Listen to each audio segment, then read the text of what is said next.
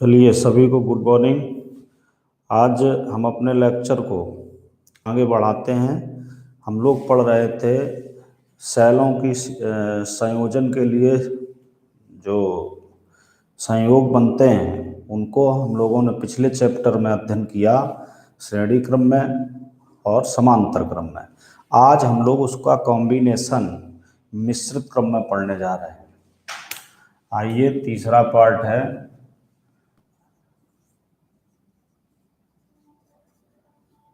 सेलों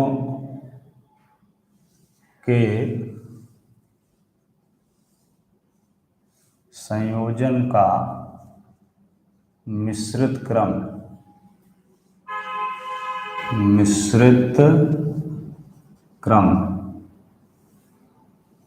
तो देखो, इस पे मान लेते हैं, माना कि कैपिटल ई विद्युत वाहक बल व आंतरिक प्रतिरोध स्मॉल आर के एन सेलों को श्रेणी क्रम में जोड़कर, कैसे श्रेणी क्रम में जोड़कर, ठीक, उनकी एम पंक्तियां समांतर क्रम में जोड़ते हैं।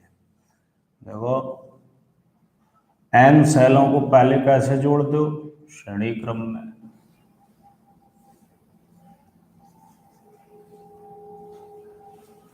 ये मान लो एन सेल हो गए,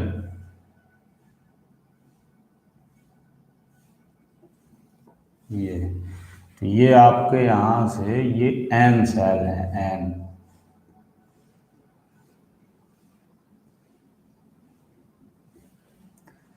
इनको क्या करना है?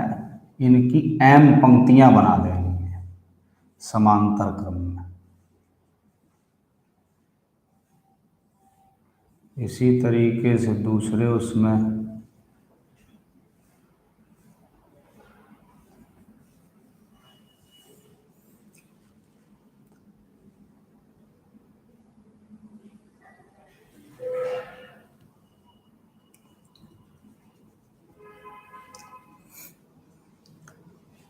ऐसे इनको लेकर चले आओगे। ये एम पंक्तियां हो गई, मान लीजिए।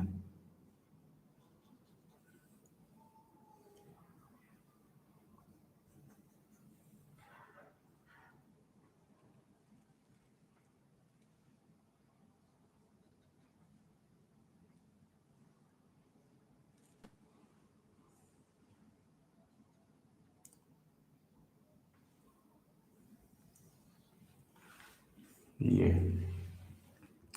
इस पर ई आर ई, ये plus minus plus minus plus minus,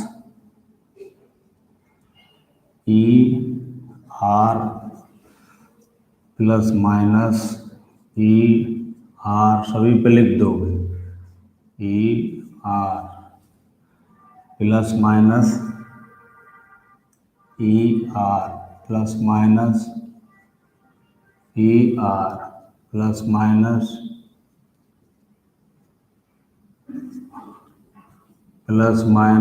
E R. तो अब ये बेटा देखो हो गई एम पंक्तियां।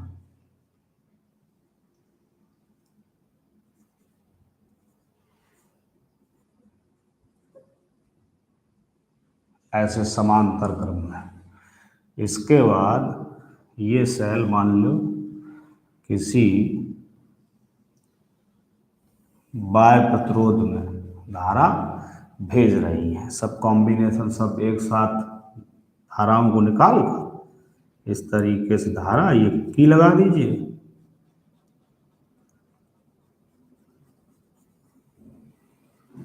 ये रेजिस्टेंस हो गया।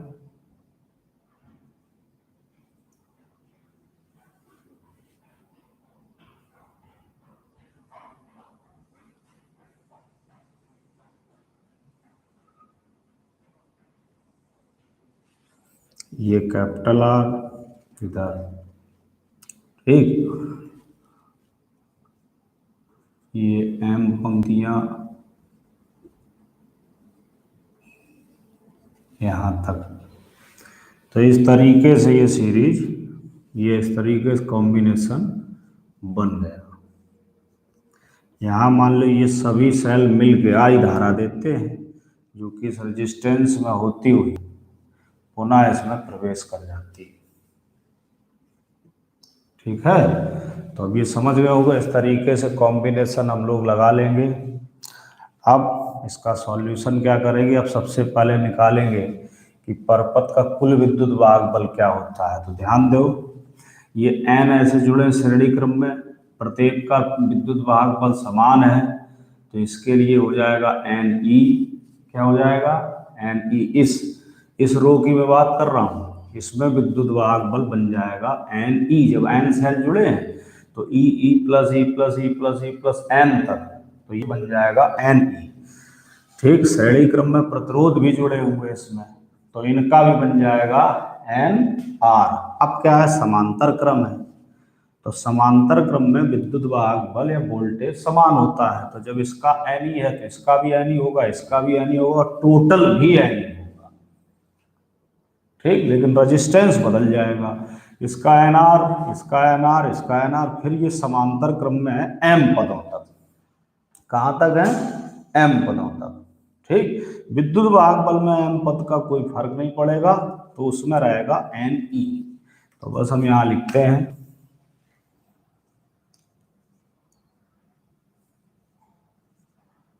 परिपथ का कुल विद्युत वाहक बल बराबर NE। ये पूरे परिपथ का कुल विद्युत वाहक बल हो जाएगा। और इसके बाद निकालिए परिपथ का कुल आंतरिक प्रतिरोध।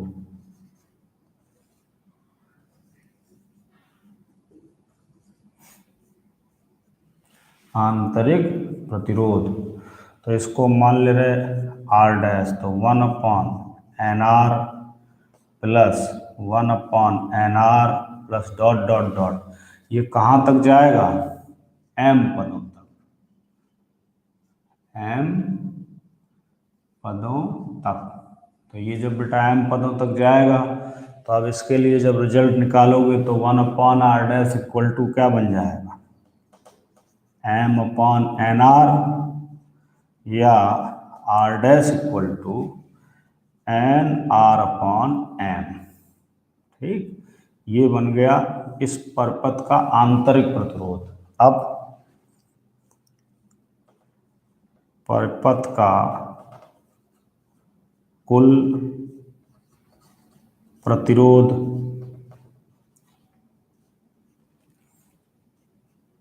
Capital R plus R dash, यानी कि बाह्य प्रतिरोध R है और इसमें R डैश आप ऐड कर देंगे तो कुल प्रतिरोध हो जाएगा। तो ये आया रिजल्ट आपका कैपिटल R प्लस NR/M। ये परिपथ का कुल प्रतिरोध हो गया। ठीक, विद्युत वाहक बल हो गया, ये प्रतिरोध हो गया ये। अब परिपथ में धारा I इक्वल टू कुल विद्युत वाहक बल बटे कुल प्रतिरोध, तो कुल विद्युत वाहक बल क्या है? NE/, capital R plus NR/M। इसमें से M का इधर करके जब सॉल्व कर लेंगे तो ये आपका मान बन जाएगा I equal to MNE/M capital R plus NR।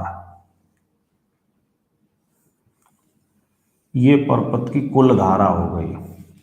अब इसका बेटा मान अधिकतम अगर ज्ञात करना है, यानी I मैक्सिमम अगर ज्ञात करना है, ठीक, तो ये ध्यान रखो, इसमें बहुत कुछ ज़्यादा मैं उलझाऊंगा नहीं आप लोगों को। यदि धारा का मान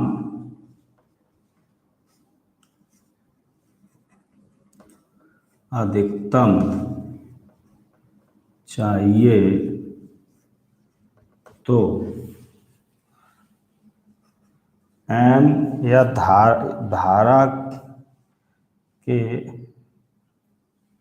अधिकतम मान के लिए लिख दो, धारा के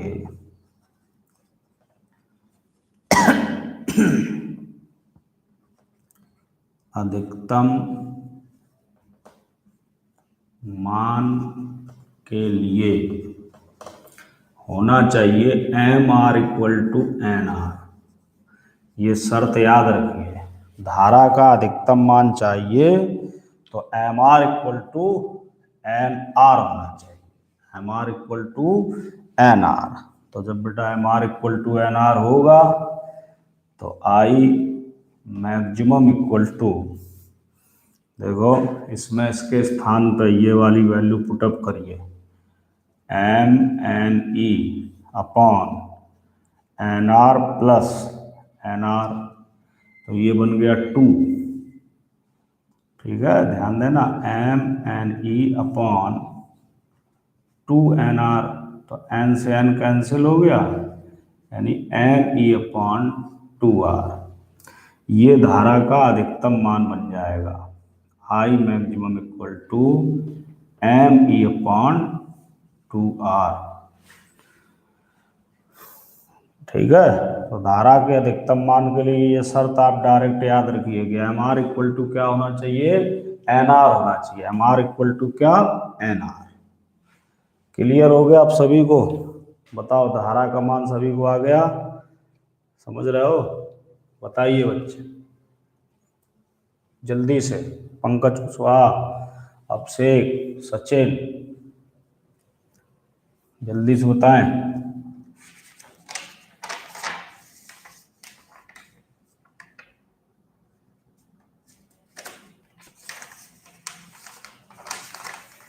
आ गया सबको? राविन उमराव, सचिन कुशवाहा, प्रांजल, सबको क्लियर हो गया? Mayank Mishra, Nikhil Yadav, no doubt. ठीक, एक रिजल्ट हमने ऐसे लिख लिया, दूसरा हम ऐसे भी लिख सकते हैं, आई मैक्सिमम इक्वल टू, मतलब एन आर की जगह एम आर कर दीजिए, एम एन ई अपॉन, इधर हो जाएगा M R plus M R, तो ये बन जाएगा M N E upon 2MR, तो एम से एम कैंसिल हो गया, क्या बच गया, I maximum equal to N E upon, ठीक है, 2R। ये रहेगा सुटेबल रूल, जो है ये होगा ये। इसी को आप लोग याद रखिए कि श्रेणी क्रम में अगर हम इस तरीके से कंपैरिजन कर दें, ठीक, तो अधिकतम धारा के लिए हम ये सूत्र इस्तेमाल कर सकते हैं, आई मैक्सिमम बराबर एन ई देखो हो गया सेल कुल विद्युत वाहक बल और बटे 2R।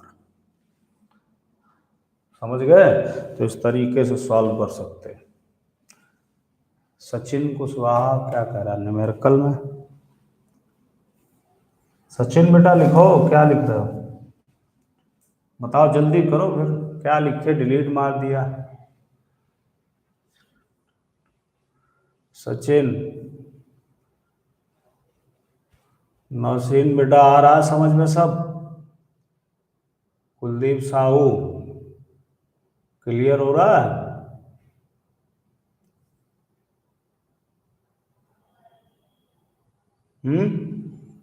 जल्दी करो बेटा, जल्दी करिए। अच्छा, क्लियर हो गया होगा। सवालों में भी इसी तरीके से सॉल्व करें। अब जैसे इसमें पूछ दे कि इस कॉम्बिनेशन में सेलों की संख्या क्या है, हाँ, सेलों की संख्या, सेलों की संख्या, इसमें आप लिख देंगे m इंटू एन, जानते हो n ऐसे लगे, n पंक्तियां हैं, तो सेल कितने बन जाएंगे, mm। ठीक है, अब चलते हैं अगले टॉपिक पर।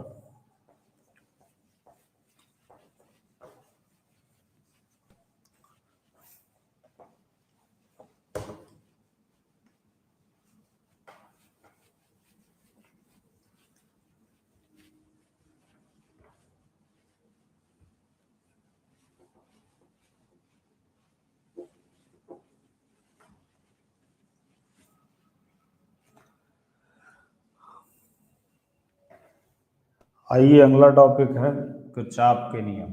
इम्पोर्टेंट है, इस पे न्यूमेरिकल्स बनता है। Kirchhoff's law. ठीक, मोस्ट इम्पॉर्टेंट।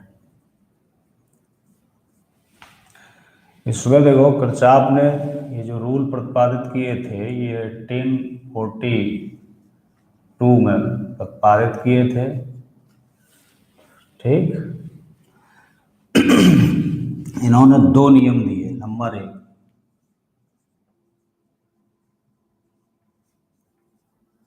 पहला नियम या इसी को धारा नियम कहते हैं, या इसी को संधि नियम कहते हैं। संधि नियम, संधि नियम। ये किरचॉफ ने सन 1842 ईस्वी में, ठीक, वैद्युत पर संबंधी दो नियम प्रतिपादित किए, जिसमें से पहला नियम या तो उसको हम धारा नियम या संधि नियम कहते हैं। ठीक है, इसको कहेंगे किरचॉफ के अनुसार किसी वैद्युत परपथ की किसी भी संधि पर समस्त धाराओं का बीजगणितीय योग शून्य होता है। समझ रहे हो बात? इस नियम के अनुसार या किरचॉफ के अनुसार किसी वैद्युत परपथ में किसी भी संधि पर समस्त धाराओं का बीजगणितीय योग शून्य होता है। या हम ऐसे कह दें, इस नियम के अनुसार किसी वैद्युत परपथ में, ठीक, किसी भी संधि पर मिलने वाली समस्त धाराओं का बीजगणितीय योग शून्य होता है। अर्थात इसके लिए जब कोटेशन प्रयोग किया जाएगा तो समेशन i = 0। अब इस समेशन का मतलब बेटा बीजगणितीय योग,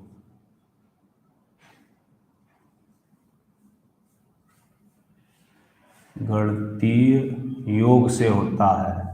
यानी कि इसका मतलब ये है कि आप चाहे जिधर से भी जाएं, चाहे इधर से जा रहे हो या इधर से आ रहे हो, ठीक है, तो डायरेक्शन सहित यानी चिन्ह सहित भी आप योग करते रहें तो इसको हम सदिश योग कहते हैं। अर्थात समेशन i = 0। समेशन का मतलब होता है जोड़, योग करना।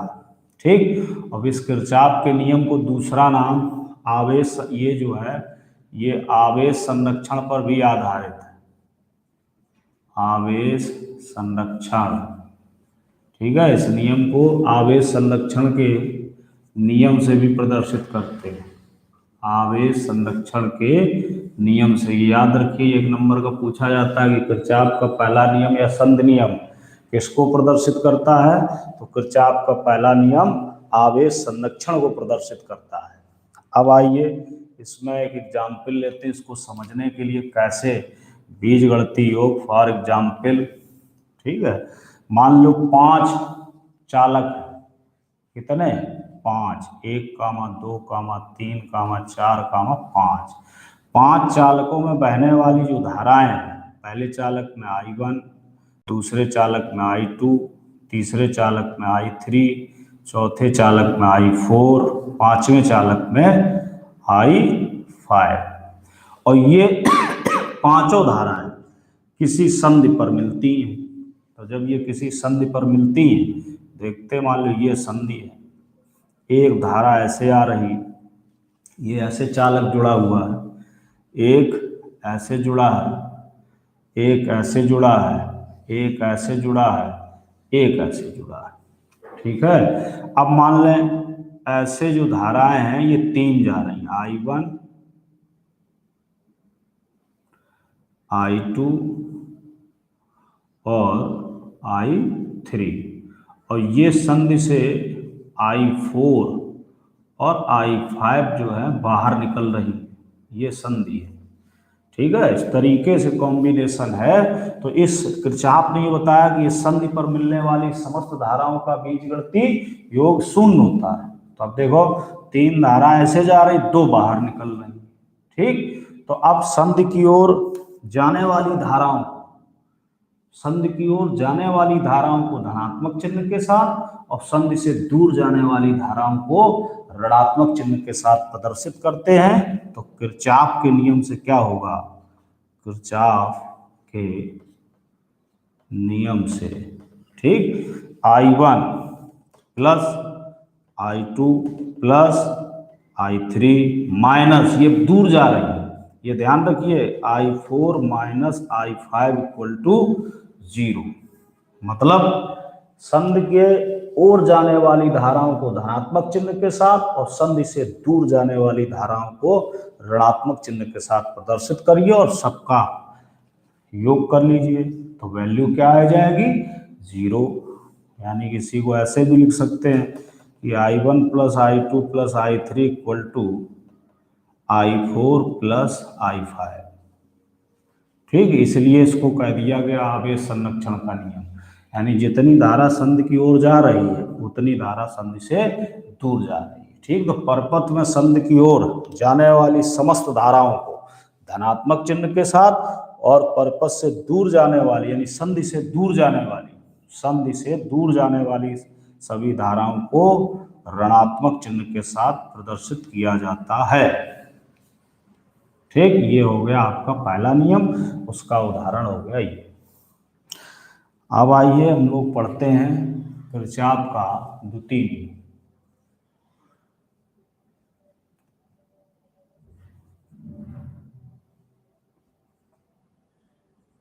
किरचॉफ का द्वितीय नियम।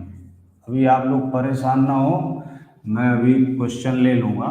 किरचॉफ का द्वितीय नियम या इसको वोल्टता नियम भी बोलते हैं, वोल्टता नियम, इसको वोल्टता नियम या बंद पास नियम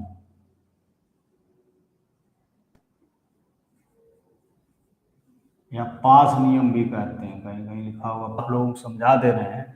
किरचॉफ का द्वितीय नियम या वोल्टता नियम या बंद पास नियम, ये लिखा है summation IR equal to summation E, ये summation V equal to summation E। तो इसके लिए हम किरचॉफ के द्वितीय नियम को कहेंगे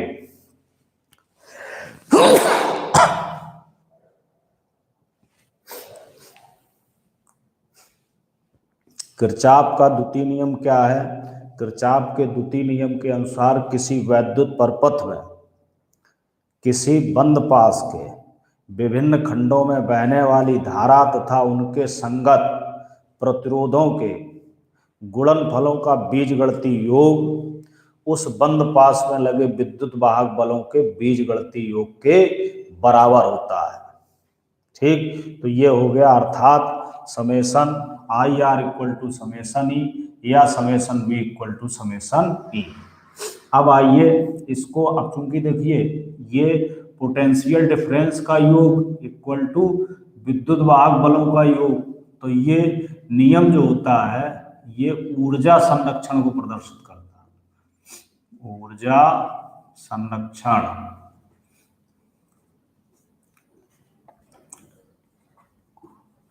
प्रदर्शित करता है।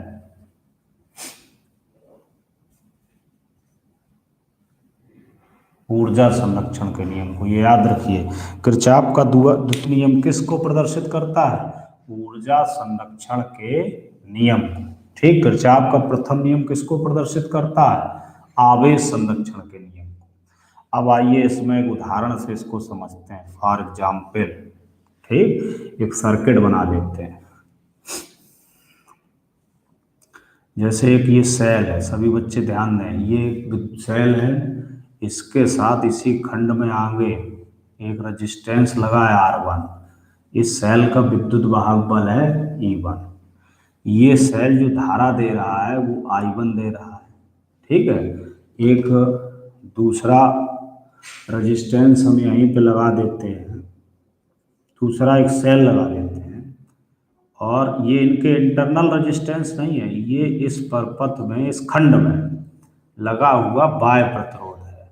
ठीक, ये E2 है, ये प्लस माइनस, ये प्लस माइनस, ये धारा दे रहा है I2, और ये दोनों मिलाकर एक तीसरा खंड है जिसमें एक बाह्य प्रतिरोध कैपिटल R लगा है। क्या लगा है, बाह्य प्रतिरोध कैपिटल R। ठीक है, या R3 मान लीजिए, ये R3 मान ले रहे हैं। चलो R3। तो ऐसा ये सर्किट है, इस सर्किट में हमें किरचॉफ के नियम का उपयोग करना है। तो ध्यान देना बेटा, ये सेल दे रहा है धारा I1, तो I1 धारा यहाँ आई, ये सेल दे रहा है I2, संधि के नियम से यहाँ पे धारा I1 प्लस I2 हो जाएगी। अब ये धारा यहाँ पर आ रही, ये इस खंड में I1 प्लस I2 जाएगी। ये ध्यान से समझते जाएं सभी बच्चे, I1 प्लस I2 जाएगी, यहाँ से ये धारा निकलेगी, यहाँ भी ये I1 प्लस I2 होगी। और एक रूल याद रखिए कि जिस सेल से धारा जितनी प्राप्त होती है, ठीक है, वो धारा उस सेल से होकर गुजरती है। तो जैसे ये I1 I2 हो गया यहाँ पर संधि पर, अब क्या होगा कि यहाँ से ये धारा चली जाएगी I2, क्योंकि ये सेल धारा दे रहा है I2, और इस खंड में चली जाएगी I1। तो अब किरचॉफ ने ये बताया आपको, क्या बताया बेटा, कि किसी बंद पास में, किसी वैद्युत परिपथ के किसी बंद पास में विभिन्न खंडों में बहने वाली धारा तथा उनके संगत प्रतिरोधों के गुणनफलों का बीजगणितीय योग, ठीक, तथा बीजगणितीय योग उस खंड में या उस बंद पास में लगे समस्त विद्युत वाहक बलों के बीजगणितीय योग के बराबर होता है। तो अब इसके लिए आप लोगों को एक रूल अपने अनुसार निर्धारित करना पड़ेगा कि हम इसको, कोई क्लोज्ड पाथ है, ठीक है, कोई बंद पास है, क्लोज्ड पास है, तो उसमें हम उसकी रोटेशन हम सर्किट की कैसी लें, या तो हम इस प्रकार से ले लें एंटी क्लॉकवाइज, या हम क्लॉकवाइज ले लें। समझ रहे हो बात, इसमें भी डायरेक्शन रहेगी। अगर हमने क्लॉकवाइज लिया है या एंटी क्लॉकवाइज लिया है, तो उसके विपरीत अगर कोई खंड या धारा का मान मिल रहा है तो वो ऋणात्मक चिन्ह के साथ प्रदर्शित किया जाएगा। तो देखो इसमें बेटा, ये जैसे हमने ये बंद पास एक ले लिया, ये 1 और ये 2, अब इसका कॉम्बिनेशन, अब धारा इसमें ऐसे, अब इसको सॉल्व करने के लिए क्या करेंगे, इस बंद पास के लिए हम ऐसे एक सर्किट बनाएंगे, ऐसे कि मान लो ये जो है ऐसे चल रहा है चक्र, इस तरीके से ऐसे चल रहा है, इसमें भी वही रोटेशन ऐसे चल रहा है, ऐसे। तो आप इसका मतलब समझ रहे होंगे तीर का, कि आप ऐसे लेंगे, ऐसे, ठीक। तो जो इसके विपरीत विद्युत वाहक बल या धारा विपरीत पड़ेगी तो वो ऋण चिन्ह के साथ प्रदर्शित करेंगे, और जो इसी के अनुदेश, इसी का फॉलो करेगी, वो धन चिन्ह के साथ प्रदर्शित करेंगे। समझ गए। और पहले विद्युत वाहक बलों को लेना नहीं, तो अब क्या हमारा नियम है, देखो इसी में बंद पास 1 में हम ये रूल लगाते हैं, बंद पास 1 के लिए किरचॉफ के नियम का इस्तेमाल करें सभी बच्चे बहुत ध्यान से। कहा है उन्होंने कि बंद पास के विभिन्न खंडों में बहने वाली धारा, तो अब इस खंड में धारा कितनी जा रही, I1, उसके संगत प्रतिरोध का गुणनफल, तो ये हो जाएगा I1 R1, और ये हमारा लूप ऐसा है, ऐसा, ठीक। तो इस लूप में धारा जब ऐसे I1 आ रही है तो ये धनात्मक चिन्ह के साथ ली जाएगी, लेकिन जब इस खंड में आएंगे तो धारा इसके क्या हो गई, धारा इसके अगेंस्ट हो गई, विरुद्ध में हो गई, ठीक। तो इसके लिए माइनस चिन्ह का लिया उपयोग किया जाएगा। तो देखो क्या लिखा जाएगा, I1 R1 minus I2 R2, ठीक है। ये बात सभी समझ रहे होगे, ध्यान दो। इसमें I1 ऐसे आ रही, तो हमारा सर्किट ऐसे हमने बना मान रखा है, ऐसे मान रख सकते हो, स्वतंत्र हो, किसी भी तरीके से आप लोग मान सकते हो।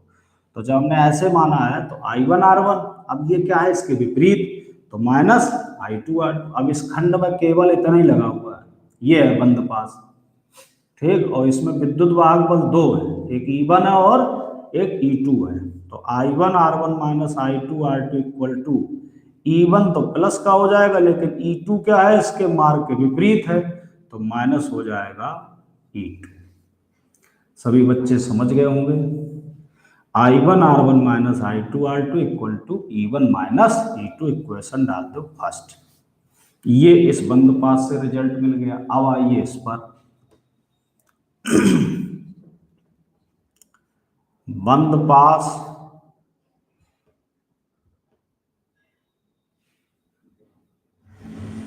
दो के लिए, बंद पास दो के लिए।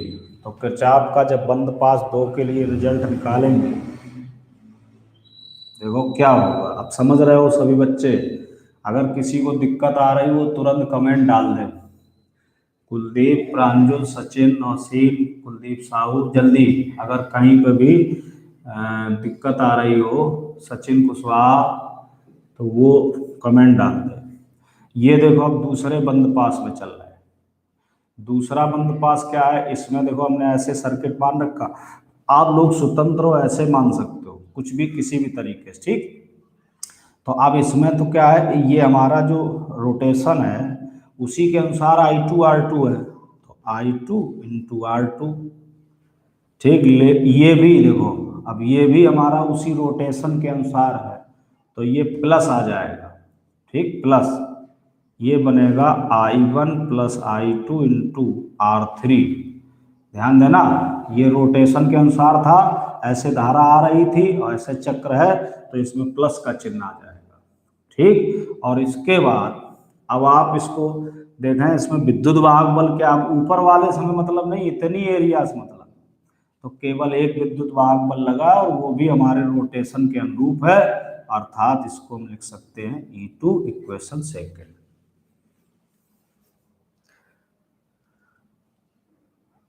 सभी बच्चे समझ गए? ठीक। तो किरचॉफ का नियम, प्रांजुल लिख रहा है सर विद्युत वाहक बल के साइन बता दीजिए। विद्युत वाहक बल का साइन वैसे तो होता है बेटा किसी सेल में ऋण इलेक्ट्रोड से धन इलेक्ट्रोड की ओर, और यहाँ पर जैसे अभी हमने रोटेशन की बात की थी कि जैसे मान चलो एक सेल ऐसा लगा और उसके लिए विद्युत वाहक बल ये है, ठीक, और दूसरा सेल ऐसा लगा है, उसके लिए भी विद्युत वाहक बल, यानी ये ऐसे धारा दे रहा है, ये भी ऐसे धारा। अब हमारा रोटेशन ये है ऐसा, हम ऐसे लेके चलेंगे, ठीक। लेकिन ये क्या है, इसके विपरीत में आ गया, तो E1 बराबर E1 माइनस इसको क्या लिखा जाएगा, E2। समझ रहे हो? और अगर ये भी उसी रोटेशन में होता, मान लो ऐसे हो जाए, देखो ऐसे, ये माइनस का और ये प्लस का, ठीक है, माइनस प्लस, यानी ये इस तरफ धारा दे रहा हो, तो जब इस ओर धारा दे रहा होगा तो ये प्लस चिन्ह के साथ आ जाएगा, ठीक है। निखिल यादव समझ गए ये, प्रांजुल। और बच्चों को कहीं पे कोई दिक्कत हो, अब हम क्या करेंगे, समीकरण 1 और 2 को सॉल्व करके इनमें विभिन्न खंडों में बहने वाली धाराओं का मान ज्ञात कर सकते हैं या उनके वोल्टेज ज्ञात कर सकते हैं। तो बस इसी वैद्युत परपथ की कैलकुलेशन को सरल बनाने के लिए किरचॉफ ने ये नियम प्रस्तुत किए थे, इनको हम किरचॉफ के नियम कहते हैं। ये आपके सामने दो रूल है, इनको किरचॉफ के नियम बोलते हैं, ठीक है। सभी बच्चे समझ गए होंगे। बताओ कहीं को किसी को कोई दिक्कत आ रही हो तो वो देख ले एक बार। निखिल यादव, कुलदीप साहू, बोलिए बेटा।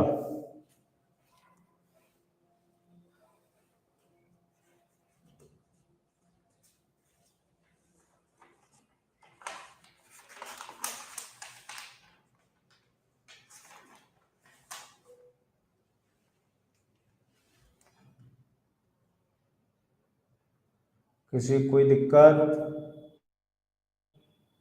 जल्दी लिखो बेटा। रविन, रॉबिन,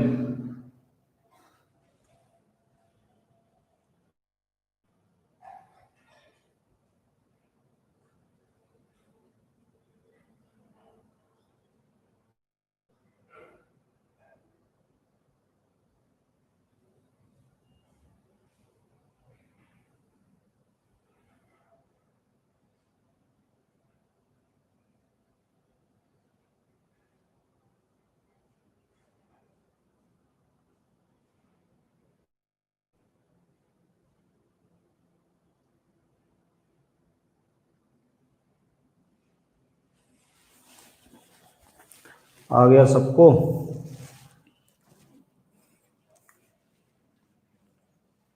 चलिए फिर ये इसका स्क्रीनशॉट कर लीजिए, याद ये रखें, पहला नियम आवेश संरक्षण, दूसरा नियम ऊर्जा संरक्षण को।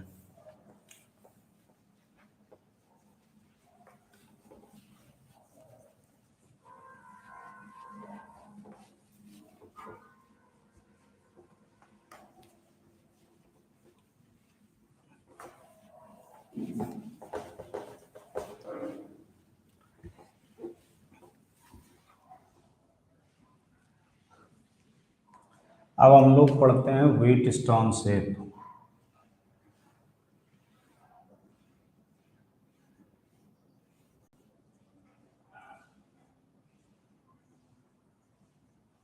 व्हीटस्टोन सेतु,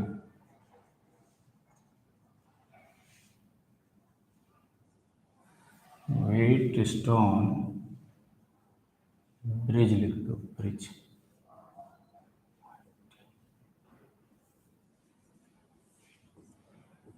व्हीटस्टोन ब्रिज, ठीक है। तो इंग्लैंड के वैज्ञानिक थे व्हीटस्टोन, प्रोफेसर व्हीटस्टोन। इन्होंने प्रतिरोधों के संयोजन के लिए एक रूल निर्धारित किया, ठीक है, एक सेतु बनाया जिसमें 4 प्रतिरोधों को लेकर, कितने, 4 प्रतिरोधों को लेकर, ठीक, एक चतुर्भुज में प्रदर्शित कराया, जोड़ा, और उनके विकर्णों पर, एक विकर्ण पर धारा मापी और एक विकर्ण पर सेल का उपयोग किया, ठीक है। तो इस प्रकार से बने सेतु को व्हीटस्टोन सेतु कहते हैं। इंग्लैंड के वैज्ञानिक प्रोफेसर व्हीटस्टोन ने 4 प्रतिरोधों को लेकर एक चतुर्भुज में व्यवस्थित किया और उनके विकर्णों पर एक विकर्ण में धारा मापी और दूसरे विकर्ण में सेल का इस्तेमाल करते हुए जो व्यवस्था की, उसका नाम रखा व्हीटस्टोन सेतु।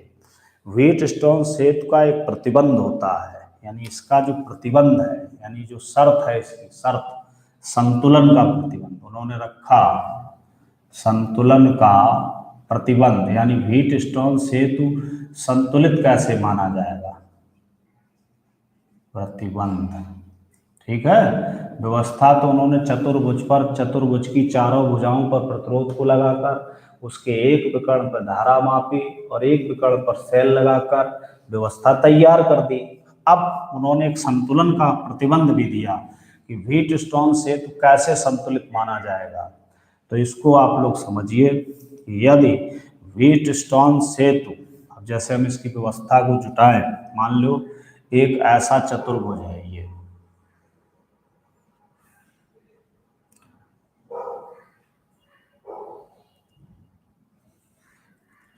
ये एक चतुर्भुज है आपके सामने,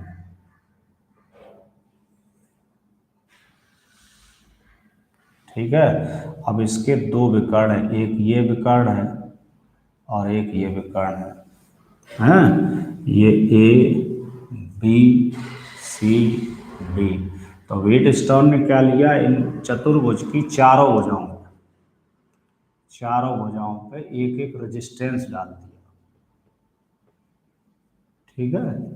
ये इस तरीके से एक इस पे लगा दिया, एक इस पे लगा दिया, एक इस पे लगा दिया और एक इस पे लगा दिया। ये चतुर्भुज पे 4 है। एक विकर्ण में, किसी एक विकर्ण में, आप लोग किसी एक विकर्ण में गैल्वेनोमीटर लगा सकते हो। एक विकर्ण पर वो धारा गैल्वेनोमीटर लगा दिया, मान लो यहाँ लगा दिया,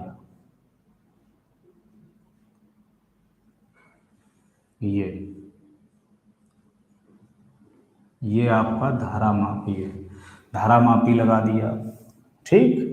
और यहीं पे धारा मापी में कुंजी भी प्रदर्शित कर दी। मान लो इसमें लगातार धारा जाती रहे तो ये नष्ट भी हो सकता है, ठीक है। तो ये कुंजी लगा दी, चलो के लिख लेगा। इसके बाद सेल इस विकर्ण पे,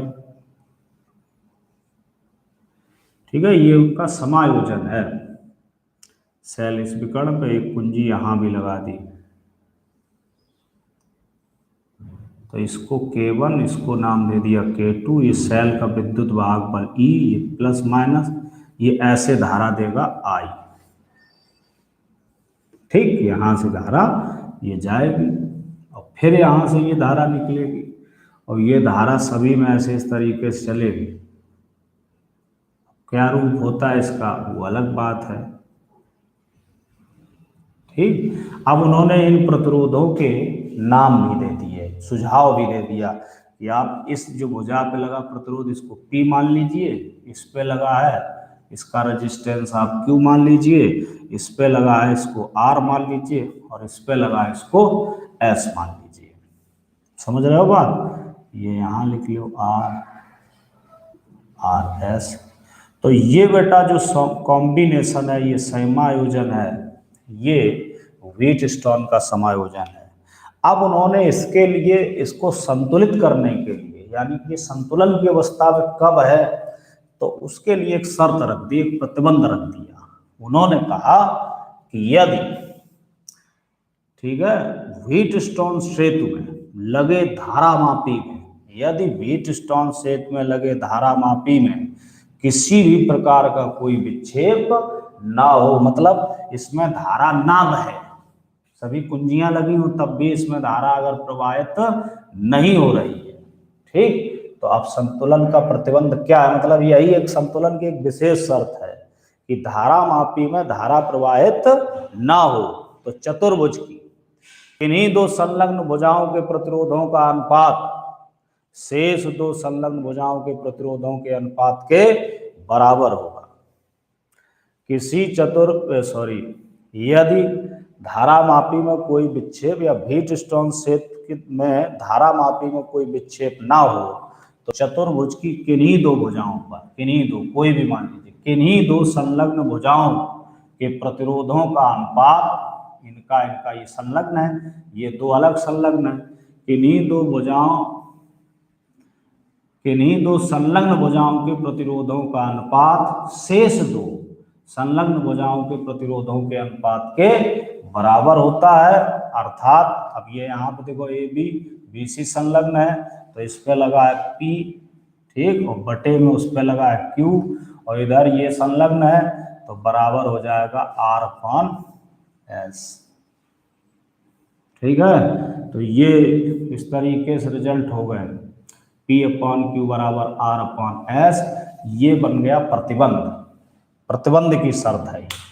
P/Q बराबर R/S किसकी शर्त है? ये क्या है प्रतिबंध की शर्त? यदि व्हीटस्टोन सेतु में, यदि गैल्वेनोमीटर में या धारामापी में कोई विक्षेप नहीं है या धारा नहीं बह रही, तो चतुर्भुज की किन्हीं दो संलग्न भुजाओं के लगे प्रतिरोधों का अनुपात शेष दो संलग्न भुजाओं में लगे प्रतिरोधों के अनुपात के बराबर होगा, अर्थात P/Q बराबर R/S।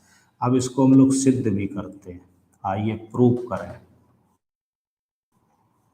सिद्ध करके देखते हैं कि ऐसा कैसे होता है। ऐसे सर्किट बना लिया, तो अब देखो ये बेटा, इसमें I धारा गई, इस संधि पर मान लो इस वाले सर्किट में I1 चली जाती है और इसमें चली जाती है I2, ये डिवाइड हो गई, तो यहाँ पर भी I2 जाएगी, इसमें ये इधर से आई I1, चूंकि अब इसमें धारा जानी नहीं, तो ये I1 और ये इधर से I1, ये फिर इस संधि पर मिल जाएंगी, तो यहाँ पे क्या बन जाएगी? I1 प्लस I2, यही हो गई I।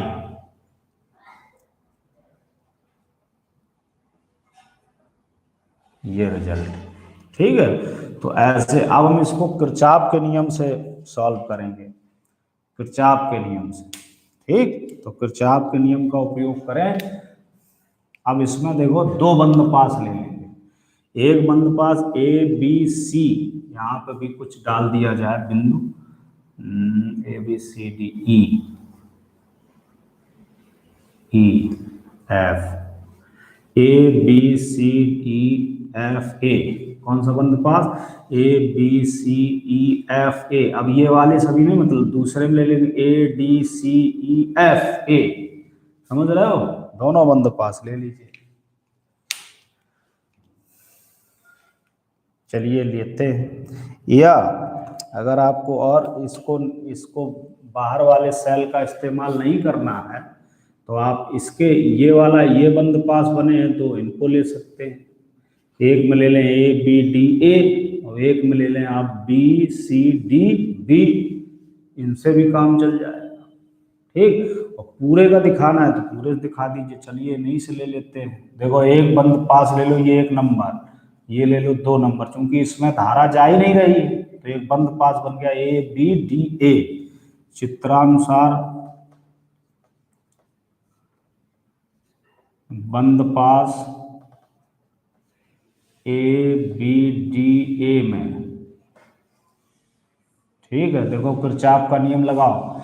इसमें प्रतिरोध है P, इसमें धारा बह रही है I1। हम ऐसे इसका सर्किट मान लेते हैं, ऐसे ऐसे इसको ले जाएंगे, धारा ऐसे घुमाएंगे, ऐसे ऐसे, ठीक है। ये ऐसे ऐसे आएगी तो इधर की ओर जो पड़े वो प्लस का, इसके विपरीत जो आ जाए वो माइनस का। ऐसे इसमें भी ऐसे ऐसे घुमाइए ये सर्किट ऐसे, ठीक। तो ए बी डी बी में I1P, ठीक है। अब इसे यहाँ कहीं रेजिस्टेंस है नहीं, ये देखो विपरीत में है माइनस I2R, और इसमें कोई विद्युत वाहक बल नहीं लगा है।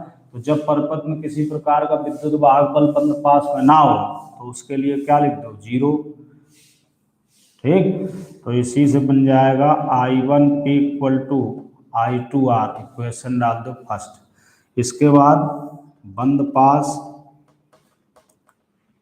बी सी डी बी में, मतलब अब ये ले लिया ऐसा, ठीक है। ये लिया तो अब देखो इसमें धारा कौन सी जा रही है, I1Q, ठीक। यहाँ पर ये धारा इसके विपरीत पड़ गई, जो हमने लूप बनाया है उसके विपरीत, तो माइनस I2S इक्वल टू, इसमें कोई विद्युत वाहक बल नहीं है तो 0 हो जाएगा, यानी कि I1Q equal to I2S, equation डाल दें second, divided by equation first divided by second. तो अब इसको क्या करो, इससे इसको डिवाइड करो। तो जब आप इससे इसको डिवाइड करेंगे तो क्या बनेगा, देखो इधर I1P upon I1Q equal to I2R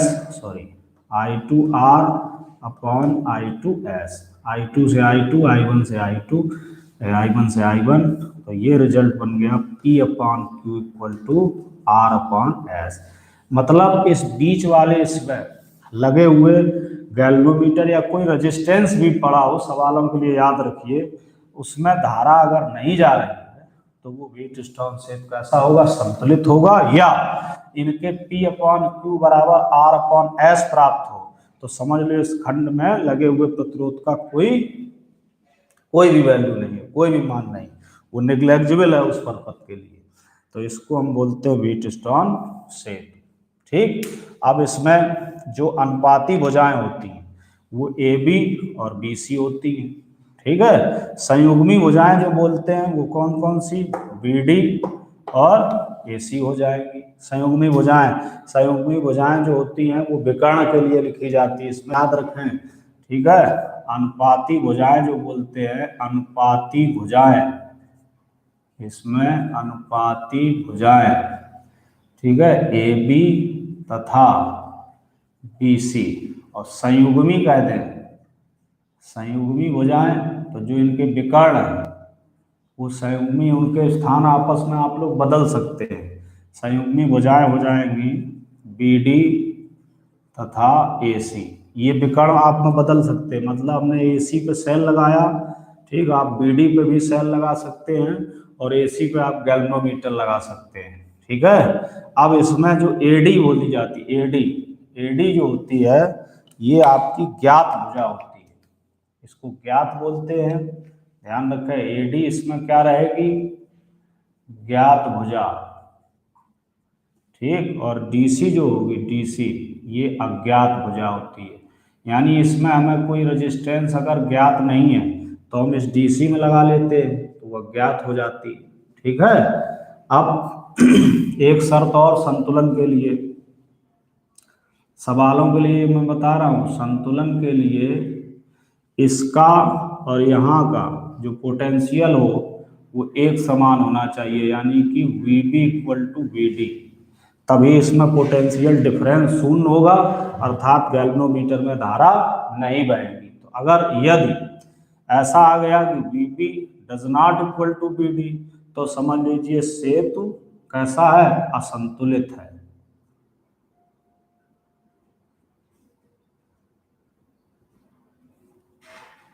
इसमें ध्यान रखें, देखो यहाँ का वोल्टेज अगर बराबर है तो सेतु संतुलित माना जाएगा, और यदि इनके वोल्टेज के मान भिन्न भिन्न है तो फिर सेतु संतुलित नहीं माना जाएगा, अर्थात असंतुलित हो जाएगा। ठीक, इसके बाद इसमें और भी सेल तथा धारामापी के स्थान आपस में बदलने पर सेल के संतुलन पर कोई प्रभाव नहीं पड़ता।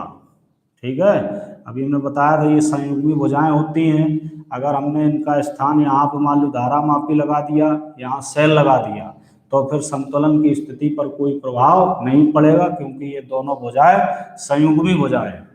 ठीक है, व्हीटस्टोन सेतु तब सबसे अधिक सुग्राही माना जाएगा जब, व्हीटस्टोन सेतु कब सुग्राही माना जाएगा, जब इनके प्रतिरोध जो होंगे वो एक ही कोट के होंगे, चारों प्रतिरोधों की वैल्यू एक ही कोट की होगी, एक ही कोटि मान की होगी। अगर मान लो एक 10⁻⁻6 पर है तो दूसरा भी 10⁻⁻6 कोट का होना चाहिए, तीसरा भी 10⁻⁻6 कोट का होना चाहिए, चौथा भी 10⁻⁻6 कोट का होना चाहिए, तो फिर जो है ये सबसे अधिक सुग्राही माना जाएगा। ठीक, समझ गए होगे। फिर आज के लिए इतना ही, सभी बच्चों को नमस्ते। आज अगर किसी को इसमें अगर दिक्कत हो रही हो, ठीक, अगर कहीं कुछ समझ में ना आया हो तो वो पूछ ले, ठीक है, नहीं वैसे मैं आज के लिए सेशन समाप्त करता हूँ। ठीक, चलिए आप लोग अच्छे से पढ़ते रहें, अच्छे से पढ़िए, और जो कहीं पर भी किसी, मैं सभी बच्चों की बात कर रहा हूँ, मेरे साथ जो जुड़े हुए बच्चे हैं, कहीं पर भी किसी भी वक्त अगर किसी को आप सॉल्यूशन कर रहे हैं, समस्या है, तो आप व्हाट्सएप में डालिए, मैं उसका सॉर्ट आउट जरूर करूँगा। ठीक है बेटा, चलिए फिर आज सेशन समाप्त किया जाए। चलो।